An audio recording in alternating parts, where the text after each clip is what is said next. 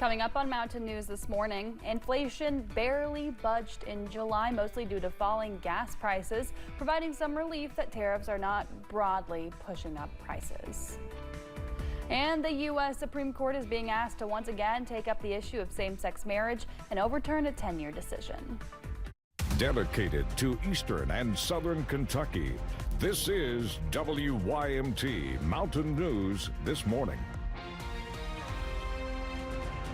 Good morning. Happy Wednesday to you, Mountain family. I'm Amelia Lee here with you on this August 13th. It is 6 o'clock this morning and time for a check of our weather with Megan Dusmall. Megan, you know what I'm going to say right now. Hot. It's hot. It really is. Let's look forward to October because I'm tired of the heat. Well, we're almost to September, kind of, right? We're almost halfway there. But yes, it's a hot start to your day. We're already seeing those temperatures in the 70s all across eastern Kentucky, even seeing the mid-70s as you travel into Pulaski and Wayne County, as well as Rowan County. Now you'll notice our Virginia counties are slightly cooler, mainly in the upper 60s and low 70s, but it is still a hot start to your day. The good news is we'll have a lot of rain that will limit the amount of heat that we'll see going into the afternoon. Mainly a mixture of the mid-80s is what you can expect around that 2 o'clock time frame. And speaking of the rain, we are watching that this morning. You'll see the most amount of rain as you're traveling into Wise and Lee County, Virginia, even seeing some storm activity. Also seeing a little chance for that rain as you're traveling towards the north of Pike County and Logan County, West Virginia. Amelia. A tragic ending to the search for a missing boy in Breathitt County. 10-year-old Jaden Spicer was reported missing nearly 1 week ago, and state police and the community have been searching for the child ever since. Yesterday afternoon, his body was found in a wooded area. Madison Carmouche heard from Kentucky State Police about the now criminal investigation. The Breathitt County Coroner's Office responded and pronounced the child deceased. Kentucky State Police Trooper Matt Gayhart says after the department received a tip, they searched the area off Canoe Road where they found the body of 10-year-old Jaden Spicer. This is an area that Senator Brandon Smith says he helped search. He says after reading about Jaden on social media, he knew he wanted to do more. Went to ground zero and literally started on every gravel road till it ended. Every garbage pile, every empty house. Trooper Gayhart says now that Jaden's body has been found, this is a criminal investigation being led by Kentucky State Police detectives.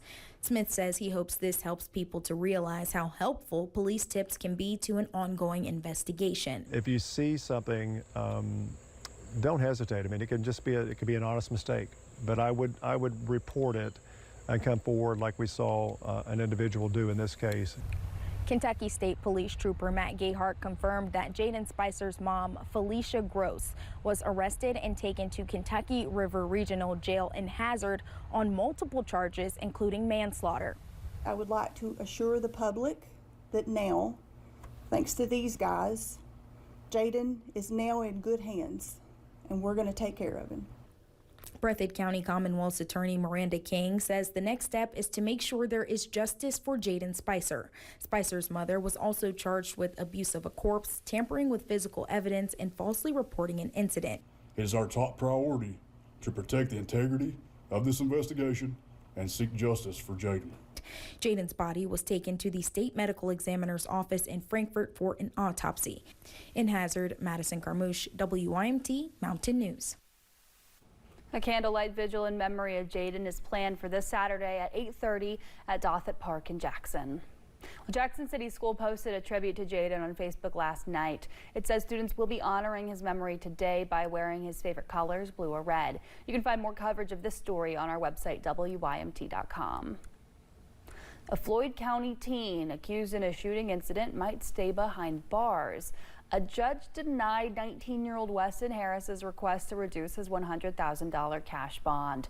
Police say Harris was driving a car on August 1st when shots were fired at 4 occupied vehicles on US 23 in Prestonsburg. The judge called the allegations startling and noted this is the 3rd time in less than 1 year Harris has faced criminal charges. His case will go before a grand jury. The Somerset fire chief says a multi-story building went up in flames yesterday around 12:30.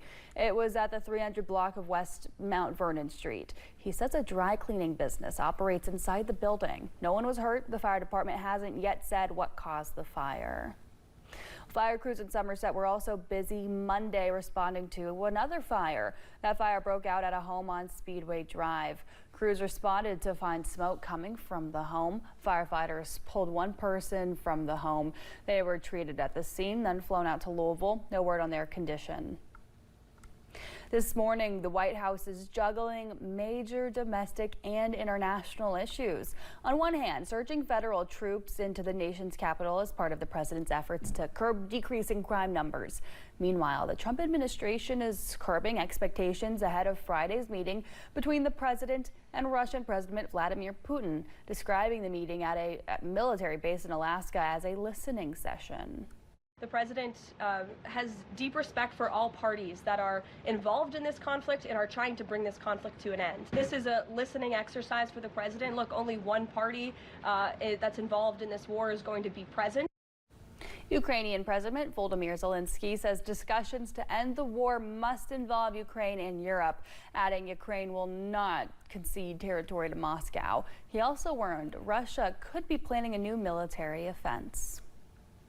Inflation barely budged in July. It was mostly due to falling gas prices. It provided some relief that tariffs are not broadly pushing up prices at this point. Kentucky Senator Rand Paul commented on tariffs again yesterday on social media, calling them taxes and saying taxes on businesses are always passed on to the consumers. Paul also laid out some of the financial challenges for Kentucky's bourbon industry, and some financial analysts say it may still be a while before tariffs substantially impact prices. Well, the U.S. Supreme Court is being asked to once again take up the issue of same-sex marriage and overturn a 10-year decision. Former Rowan County Clerk Kim Davis filed an appeal to the High Court. Davis made national headlines in 2015 when she refused to issue same-sex marriage licenses, citing her religious beliefs. Last year, a federal jury awarded a gay couple $100,000 in a case against her. The Supreme Court will now decide whether to take up her appeal. Well, it's been nearly 75 years since a young soldier from Perry County was reported missing in action during the Korean War. Yesterday, the remains of Private First Class Roger Fields were brought home to be laid to rest. Fields were reported missing on December 1st, 1950 during a battle. The next day, it was determined from witnesses that he was killed in action. The Army declared Fields' remains to be non-recoverable until May 15th, 2025, when his family received a call. It's important. It's important to bring them home and have the closure for the families. The families become our family, and it's everything that this country needs is to have our boys back home. Fields' remains landed in Cincinnati early yesterday and were then escorted to his resting place in Busy, Kentucky, near the Perry-Leslie line. He will be laid to rest with full military honors tomorrow.